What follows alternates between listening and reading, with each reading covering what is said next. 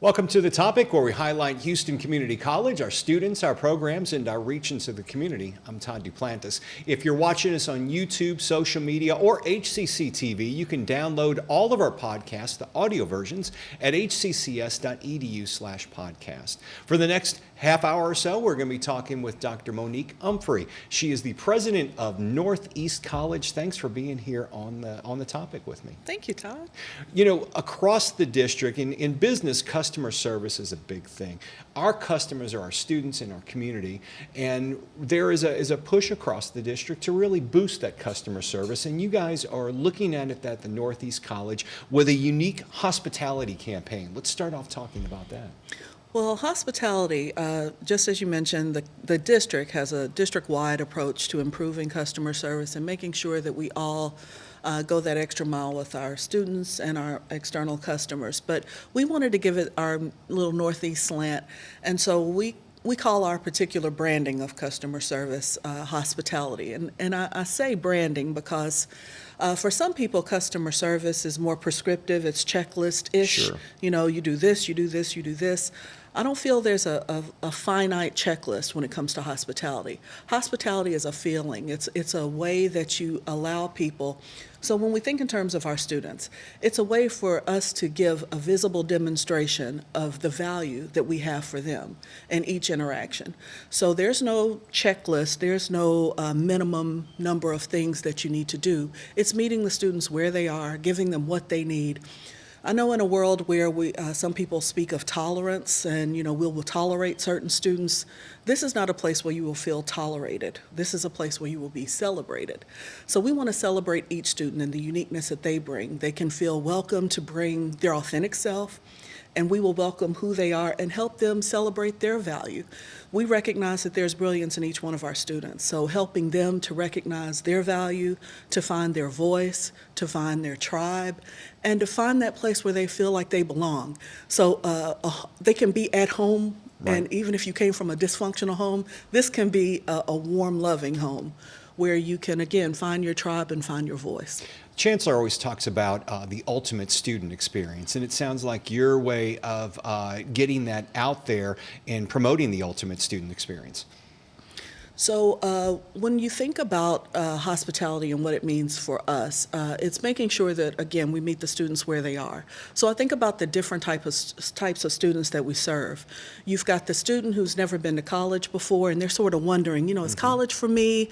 I don't know if I'm going to be successful with that.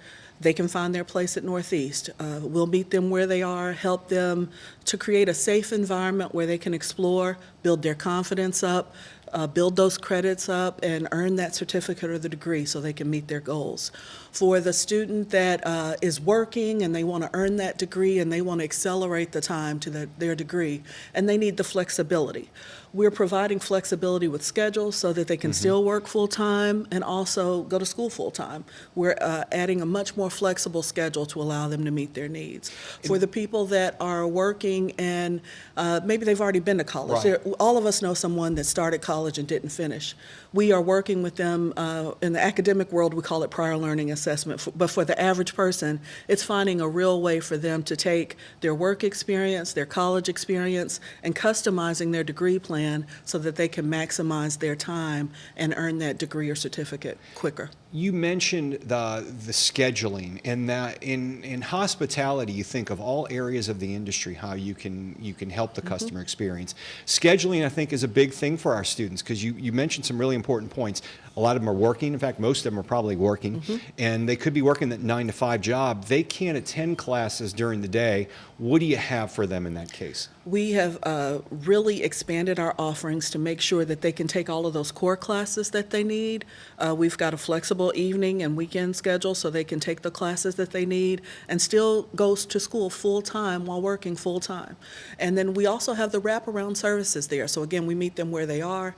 We have tutoring, advising, financial aid support. All of those things will be available for the students that need to come at night or on the weekends to earn their degree while they're working full-time. Recently, HCC held a forum for the hashtag Real College. Yes. How did what you would learn at that conference help you in scheduling and especially putting together this hospitality campaign? Well, I'm glad you mentioned that. The Real College movement has been instrumental in how I see how education, how higher ed needs to adjust to our students. Sure. Many times we put the onus on our students, but I realize that so many of our students are really struggling to take care of their basic needs, food, housing, and transportation, while also trying to get a high-quality education. So HCC works really hard to make that affordable. You think about our Eagle Promise Scholarship.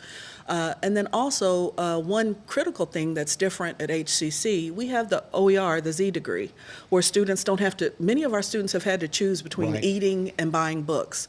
So the OER, the Z degree, allows them to have all of their books for the classes without that additional expense of traditional textbooks. So that's Which something is a that's very available. unique program. It's an incredible. award-winning program. So we're very proud to offer that at HCC.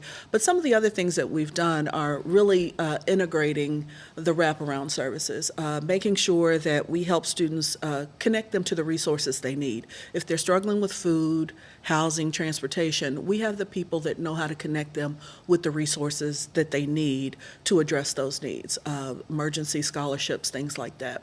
The big thing is when we think about a lot of colleges are starting to open food pantries. We're working in tandem with the Houston Food Bank to provide food to the students as they need it. There are just so many things. Realistically, it's harder for students today.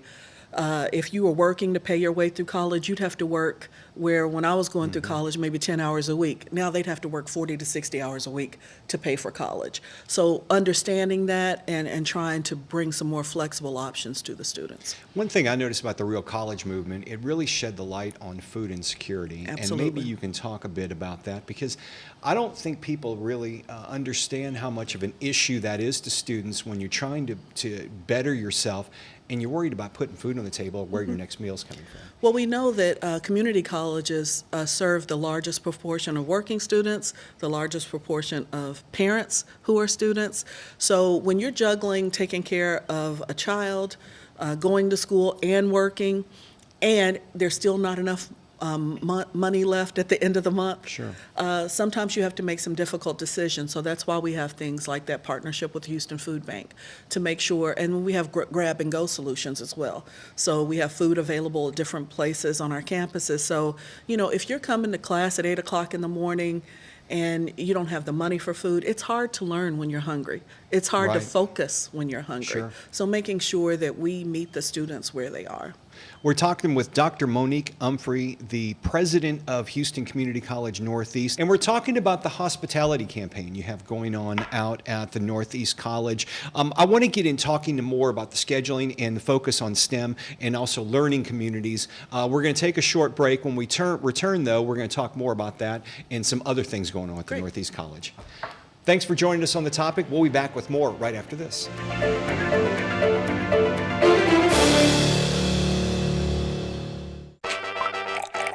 This is Matthew. He's a high school student on the track team. He's trying to decide who to ask to homecoming, but an easier decision was to get dual college history credit from Houston Community College. HCC, for everyone, anytime.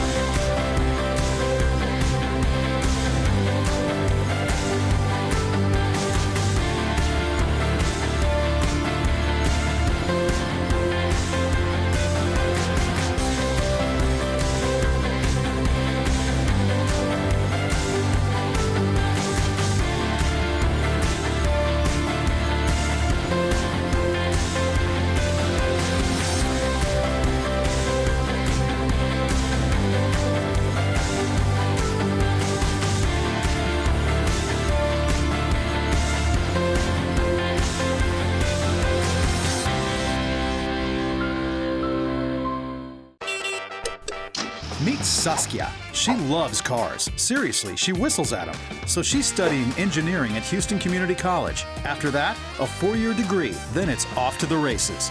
HCC, for everyone, anytime. Welcome back to The Topic. Make sure you subscribe to us in social media, and you can also download our podcast at hccs.edu/podcast. We're talking with Dr. Monique Umphrey, the president of HCC Northeast. They've got a customer service campaign that's just far more than that. It's called the Hospitality Campaign, and we're discussing how that reaches out to students. Tell me about internships and STEM programs. Does hospitality transfer over to that? So when we talk about hospitality, again, working with today's real college students, when we think about learn and earn opportunities, some people call them applied learning opportunities, the chancellor is starting an initiative in fall 2020 to increase the number of apprenticeships that we have across the college. So all of this directly ties to our today's real college students as they struggle with affordability, as we have more, I call them learn and earn opportunities. Right. Those are opportunities where the students are able to work in their field and gain work experience, real world work experience, so they're real world ready, but at the same time earn money towards their basic needs. So instead of working 15 hours a week at wherever, I'm not going to talk Sure. about any particular job, but this would allow them to work in their field while also earning their college credit and degree. So traditionally we've called them apprenticeships, sometimes they've been internships, and depending on the organization that's overseeing that, it can be very rigid, but in a broader umbrella, I'll call them learn and earn opportunities, because the companies need flexibility in how they hire interns or student workers, but then also the students need that flexibility from an affordability standpoint to gain that real world work experience, but also have money to pay their basic needs. So it's a win-win for the employers and the students. And it's one of the things you promote about community college these days, because a lot of the questions we get asked is, are there job opportunities? I'm going to get that certificate or that two-year degree, but can you help me get a job? And the answer is yes, even before you graduate. Absolutely. So just last Thursday, we had a job fair at our North Forest campus. There were over 200 students that came. We had one employer that had 200 job openings. Wow. And they were hiring on the spot. They were doing on-the-spot interviews. And bringing them on from there. And students got calls that week, and students were just surprised that they had that type of opportunity. But those are the type of doors that we're trying to open for our students. You mentioned STEM. So in addition to the flexibility that I've talked about with scheduling, we're making sure that the students who want a STEM focus are able to get the full schedule of classes that they need. Even at our smaller campuses like North Forest and Acres Homes, we have a more robust STEM offering starting here in the spring, and then also providing additional support services and extracurricular activities. We have a new entrepreneur in residence. Her name is Nicole Jackson, and she is one of the If Then Fellows. They're having an If Then Fellow event in Dallas this week, and so she is volunteering her time to do STEM activities, hands-on things where students can learn in a fun and engaging way things about STEM. So helping more students to see themselves in STEM. Right. I know traditionally STEM has had some, I'll say, image issues, but as a STEM person myself, I didn't necessarily connect with the images that I saw in the media. And so helping students to see that Houston is one of the most diverse places in the world. We want to change the face of STEM and the number of people that we have in the pipeline. HCC has one of the most diverse student populations ever. So helping more students see themselves in STEM and providing the wraparound supports and the robust scheduling to let them do that. You're talking about hospitality towards students, but it transfers around to faculty, staff, and administrators as well. Talk about that as part of the campaign. Absolutely. So when we think about it, we spend more waking hours with our coworkers than we do with our loved ones and children at home, if you're really honest about it. So we can't just offer hospitality towards our students and not offer it to our left and our right horizontally. So we've been very intentional about making sure that as we talk about hospitality, we extend that same kindness and support and encouragement to our faculty, to our support staff. We've always done things such as professional development, but how can we create more supportive environments, being more open about talking about mental health challenges, and just all of the struggles. You don't know, all of us that are working in the higher ed field, we are drawn to this work because it is noble work. Right. And we all want to help be a part of transforming the lives of students. but it's also very demanding work, and you have to take time to replenish yourself and have self-care. So that's why I said we're being more intentional about checking with each other. Are you okay? Listening to the tone in your voice. You might, instead of just the traditional small talk, how do I make sure that you are coming from a stable place where you can continue to pour yourself into this work? The hospitality campaign, I'd be interested in to see where we are a year from now with this and how it's moving on. I wanted to move in a different direction and talk about a couple things going on at Northeast College. I was at a ceremony several months ago where you were opening a new campus at North Forest. Tell me about that, because I know you had an incredible automotive center there, Yes. a lot to brag about. So excited. So that campus is up, I believe, 76%.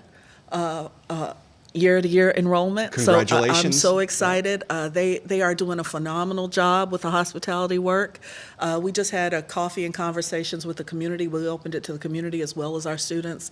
And it was just so exciting for me to hear from the students. I had students coming up to me afterwards saying, we're so glad you opened the center. I live 2 miles down the road. I can take all the classes that I need here and work on my degree, where from a transportation point, getting back to the real college movement, it was difficult for them to get to some of our other locations. So they're very excited about this new facility, the offerings, and again, the hospitality that the staff provides there is amazing.